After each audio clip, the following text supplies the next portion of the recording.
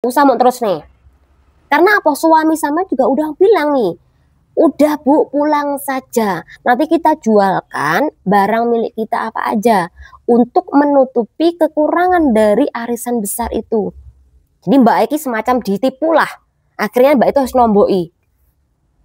Pernah melakukan perlawanan, alhasil si anaknya Eki mengancam, kalau kamu tidak mau kerja di sini, silahkan tinggalkan rumah ini.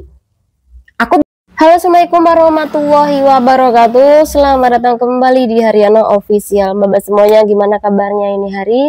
Semoga mbak semuanya sehat selalu di perantauan, amin. Moga-moga mbak semuanya terhindar dari mara bahaya. Semoga mbak semuanya dipermudah segala urusan sabar nih mbak, amin ya robbal alamin. Nah, untuk menemani hari Senin yang mana pasti kerjaan sampean banyak nih, cucian juga banyak nih, semuanya kotor, serba kotor, piring di mana-mana. Nah, tak temenin buat mbak-mbak semuanya yang melakukan aktivitas kerja berat ini hari dengan pembahasan kasus salah satu temannya kita mbak yang mencoba berangkat kembali ke negara Hong Kong. Jadi Mbak Eki pernah menjadi PRT asing di negara Hong Kong untuk pertama kali selama 17 tahun. Kemudian karena ada hal, akhirnya Mbak Eki kembali lagi bekerja ke negara Hong Kong dan dia mengalami sesuatu hal yang tidak enak di tempat majikane. Dan dengan adanya pembahasan iki, mugo-mugo sampean semuanya maupun saya iki memberikan ibaratnya adalah masukan untuk salah satu teman kita ini. Semoga masukannya ini bermanfaat bagi beliau. Jadi silakan mbak-mbak nantinya komentar menurut pandangan sampean kui bagaimana. Dan ini adalah pembahasan buat sampean semuanya mbak. Mbak, 17 tahun kerja di negara Hong Kong, jaga mbah atau majikan. Nah, majikan laki dan perempuan, dadai dan singsang. Jadi selama 17 tahun itu ada anak-anaknya juga. Dan karakter anak-anaknya kui ada yang maafan sekali, ada yang biasa saja. Dan Mbak Eki sudah tahu mana sih anak-anak dadainya yang dikira kurang baik perkataan sikapnya. Dan selama dianya kerja di daerah Kundong ini, Mbak Eki sampai anaknya besar, kemudian kedua orang yang ia jaga Eki meninggal dunia mbak. Akhirnya dia pulang ke tanah air, ke kampung halaman dengan membawa uang yang lumayan cukup banyak lah. Kemudian Mbak Eki mengadakan sebuah kegiatan yang namanya arisan. Menurut aku ini arisannya besar mbak, karena ketika arisan besar dan arisan tersebut iki adanya penipuan di dalam, alhasil Mbak Eki harus mengganti kekurangan dari arisan tersebut. Iki karena besar banget, secara otomatis dia membutuhkan biaya yang besar mbak. Akhirnya karena di rumah dia iki uangnya tidak cukup, dia ini mau bekerja lagi ke negara Hong Kong mbak. Tetapi pilihannya dia, karena dia kita tahu nih memiliki kerjaan yang bagus, image-nya dia bagus di majikan terakhir dia yang selama 17 tahun. Alhasil dia ini menghubungi anaknya majikannya, karena dia tahu majikannya kui yang ia jaga itu dan meninggal dunia. Ini menghubungi anak majikan yang terakhir, perempuan. Yus cerita lah mbak, kalau dia ki pengen kembali bekerja ke negara Hong Kong, kamu mau ngambil aku enggak? Mungkin ya karena anak majikane kuwi atau mantan dari majikane kuwi wis kenal sama mbak mungkin menurut anak dari majikan iki, Mbak Eki berjasa sekali ketika bekerja di negara Hong Kong. Alhasil si anak dari mantan majikannya iki mengambil Mbak E untuk bekerja di negara Hong Kong kembali. Jadi dioper ke anak-anaknya kan kawan. Nah, ketika Mbak Eki membaca kontrak kerja, iki majikannya tinggal di Kundong ya mana. Nah, Mbak Eki membaca kontrak kerja, di situ atas nama anak perempuannya kan kawan, yang ditelepon Mbak E tadi. Kemudian Mbak Eki masuk PT membayar sejumlah uang tanpa potongan, artinya adalah zero cost. Jadi Mbak Eki memang berani membayar PT tanpa potongan karena dia pengen nih, berharap ndang cepet kirim uang untuk nambal arisan besar yang tadi. Alhasil dia zero cost membayar sejumlah uang kepada si PT ini kan kawan. Kemudian dia berangkat nih. Sampai di negara Hong Kong, Mbak E mengira kalau dia iki bakal bekerja di anak terakhir mantan majikannya atau bobonya ini.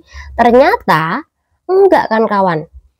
Walaupun atas nama anak perempuannya, tapi ternyata Mbak Eki dioper bekerja di anak pertama tadi kan kawan, yaitu laki-laki.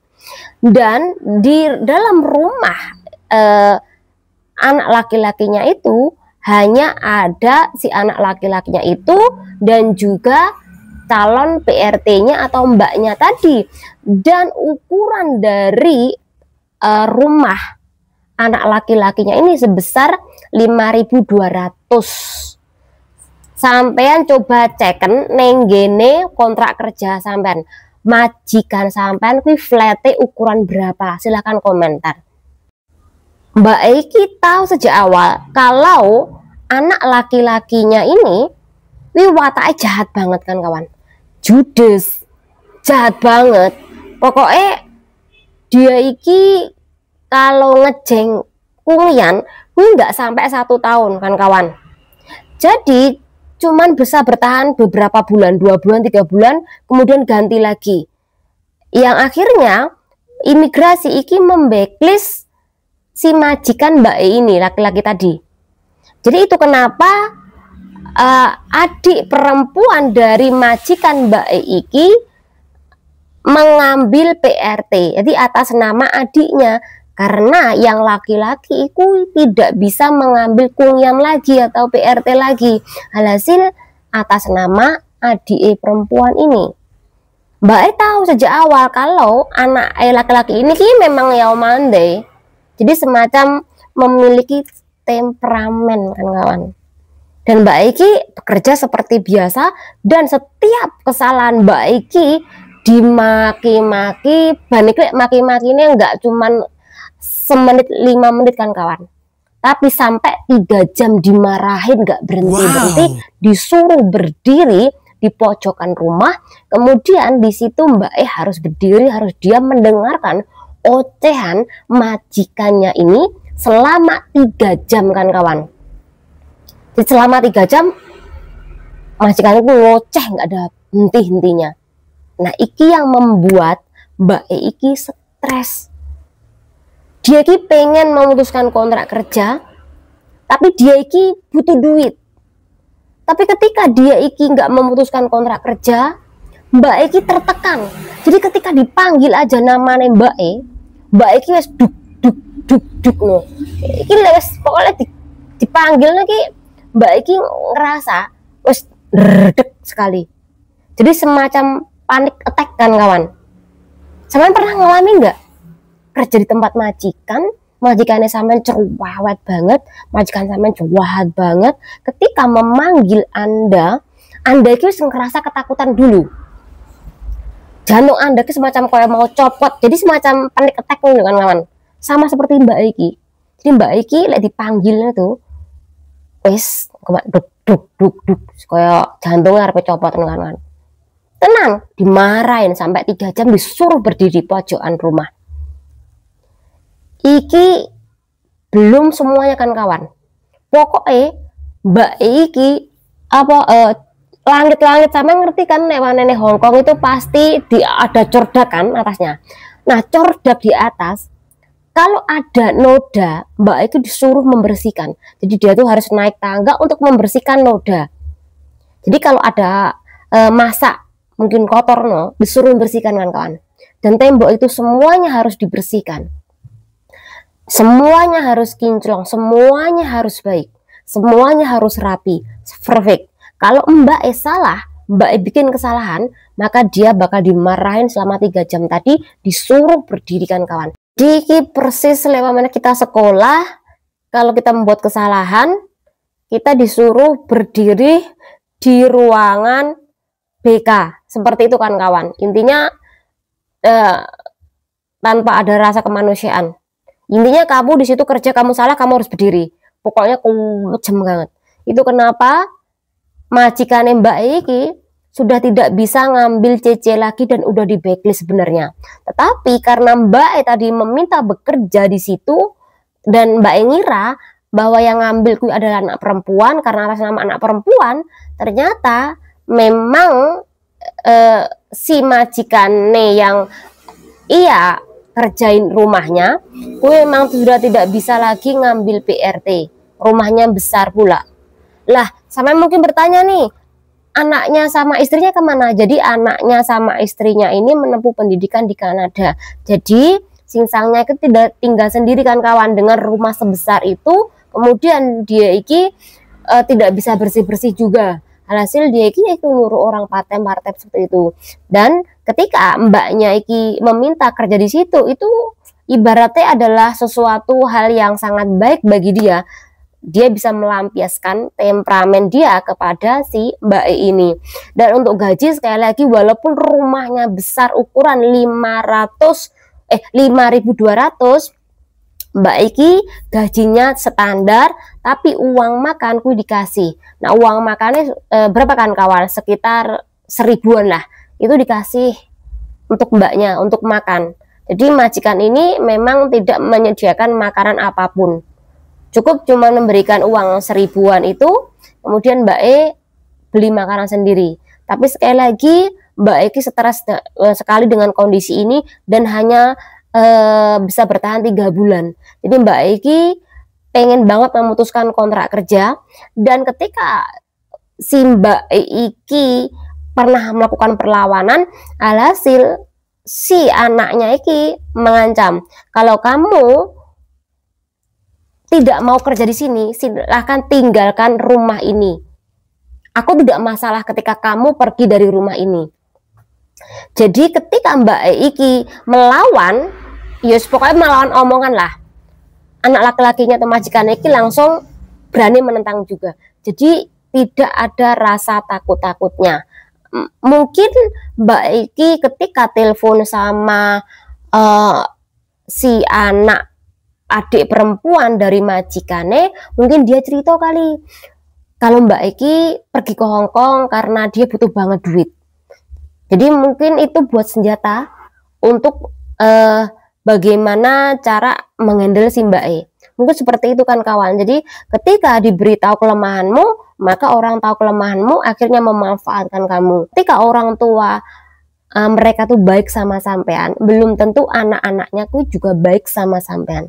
Ketika anak mereka baik sama sampean, belum tentu orang tua mereka baik sama sampean. Jadi kalau sampean nanti ke depannya nih udah lama banget kerja di majikan Anda, kemudian Anda memutuskan untuk pulang, kemudian Anda kembali lagi meminta bekerja di majikan itu, belum tentu semuanya tetap sama kondisinya Mbak. Bisa jadi berubah, lebih buruk, lebih menakutkan, lebih menegangkan dari yang terdahulu. Jadi sekali lagi, tolong untuk Mbak, jika memutuskan kembali lagi bekerja ke negara Hong Kong, tolong Anda pikirkan baik-baik, apakah kembali ke majikan yang sama, memang solusinya, apakah mereka tidak berubah wataknya, apakah mereka wataknya tetap sama juga harus mempertimbangkan dalam kondisi ini. Jangan sampai Anda mengalami seperti Mbak ini, dilempar sana dilempar sini, dan ternyata mendapatkan anak singo, jahatnya minta ampun, kemudian nggak memiliki belas asih, nggak ada toleransi. Jadi sekali lagi, kalau kerja di negara Hong Kong jangan memakai hati. Cukup Anda hanya memakai pikiran Anda, kemudian tenaga Anda, tapi tolong untuk jangan memakai hati. Berapapun lama Anda kerja di Hong Kong, jangan memakai hati. hati. Aku selalu Mbak mewanti-wanti pada diriku sendiri, jangan memakai hati ketika bekerja di negara Hong Kong. Jadi ketika mereka nggak baik sama Anda, menganggap Anda tetap sebagai pembantu di situ, sampean nggak akan sakit hati Mbak, sekalipun sampean merawat anaknya dari sejak kandungan sampai mereka SMA, bahkan sampai mereka nikah pun. Gak semua majikan ku memiliki rasa berterima kasih sama anda semuanya. Jadi tolong ingat baik-baik buat mbak-mbak semuanya. Kerja sewajarnya aja, pakai hati sewajarnya saja. Jangan sampai anda sakit hati. Bagaimana mengenai kasus seperti ini? Nanti mbak-mbak semuanya silahkan komen. Menurut sampean bagaimana? Apakah mbaknya itu harus keluar karena takutnya mbaknya bisa stres, atau mbaknya disuruh bertahan karena mbaknya kan sudah dapat 3 bulan nih, bertahan aja, biarkan aja anjing menggonggong kafilah akan berlalu, seperti itu? Silahkan komentar mbak, siapa tahu komentar anda nanti terbaik, nanti langsung tak kasihkan ke teman aku ini, siapa tahu kui berguna bagi Mbak E. Oke, menurut pandangan aku mengenai kasus Mbak E yo, jadi gini, yang tahu batas kesabaran Anda, kui Anda. Kalau sampean dirasa stres dan kui sampai panik attack, sampai jantungnya sampean mau copot, duk duk duk duk seperti itu, Mbak, nggak usah mau terus nih. Karena apa? Suami sama juga udah bilang nih, udah Bu, pulang saja. Nanti kita jualkan barang milik kita apa aja untuk menutupi kekurangan dari arisan besar itu. Jadi Mbak Eki semacam ditipu lah. Akhirnya Mbak itu harus nomboi. Kan suami sampean kan sudah bilang seperti itu Mbak. Pulang aja jika dirasa sampean kui nggak kuat. Karena ketika sampean teruskan takutnya mengganggu mental sampean.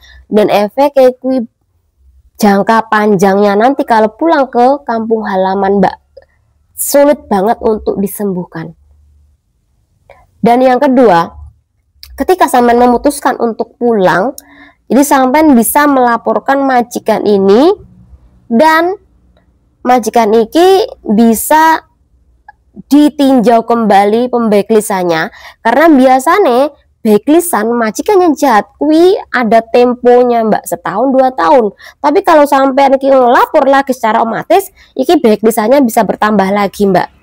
Dan iki siapa tahu anak dari majikan perempuan iki juga telah melakukan penipuan terhadap imigrasi yang tadi mengambil atas nama dia, tapi ternyata menaruhnya di kakak laki-lakinya yang temperamen tadi. Jadi intinya iki kan semacam kong kali kong melakukan penipuan terhadap Anda. Tapi pertanyaannya, apakah si anak perempuan iki ketika mengambil Anda kemudian mau ditaruh di emasnya dia yang laki-laki ini atau majikan Anda, dia ada omong nggak? Kalau ada omong, sampai nggak bisa melaporkan perkara ini perihal penipuan terhadap imigrasi. Tapi kalau enggak, berarti Anda bisa melaporkan. Sekali lagi, mereka nggak duga sama sampean, berarti ya sampean ya nggak duga sama mereka juga lah. Karena sekali lagi, nggak ada istilah di dalam kerjaan antara pembantu dan majikan, kuiki menganggap Anda sebagai saudara. Kalaupun ada, kui cuman 1001 Mbak E. Jadi jangan berharap lebih. Nantinya kalau Anda berani laporkan aja, kalau nggak berani nggak usah melaporkan. Kemudian tak sarankan, memang kalau memang Anda bener-bener butuh duitnya yang banyak banget, mungkin ratusan juta, Anda bisa minta bantuan sama agensi untuk mencarikan majikan baru. Untuk nanti menunggu di mana, Anda bisa nunggu di Indo, ataupun kalau agensi Anda bisa membantu Anda proses untuk nunggu visa di Makau, Anda bisa nunggu visa di Makau. Sekali lagi, nggak semua agensi mau memproseskan Anda nunggu visa di Makau. Nggak semuanya agensi ini mau membantu, karena sekali lagi agak sulit juga kan kawan. Tapi ada juga agensi yang mau membantu asal ada jaminan. Kalau Anda iki benar-benar mau kerja di negara Hong Kong dan mau menghidupi Anda sendiri di Makau. Jadi kalau ada ngomong nggak bisa ke Makau itu karena agensi tidak mau bersusah payah, tidak mau ngambil resiko. Jadi nyuruh Anda pulang ke tanah air. Tapi kalau Anda benar-benar tanggung jawab dan Anda beli uang, silakan Anda nunggu visa di Makau. Jadi silakan ngomong sama agensi tentang kasus seperti ini. Kamu mau nggak mencarikan aku majikan baru? Kalau si agensi mau, Anda bisa memutuskan kontrak di situ. Pokoknya jangan sampai menunggu sampai Anda benar-benar mengalami yang namanya stres. Karena ketika panik attack, takut malah serangan jantung. Jadi mohon untuk mbak-mbak pikirkan berkali-kali mengenai kasus Anda ini. Semoga tidak ada kasus yang sama. Silakan mbak-mbak komentar, siapa tahu mbak-mbak ini komentarnya dibaca oleh mbak yang memiliki kasus ini. Semoga bermanfaat. Jangan lupa diri. Wassalamualaikum warahmatullahi wabarakatuh.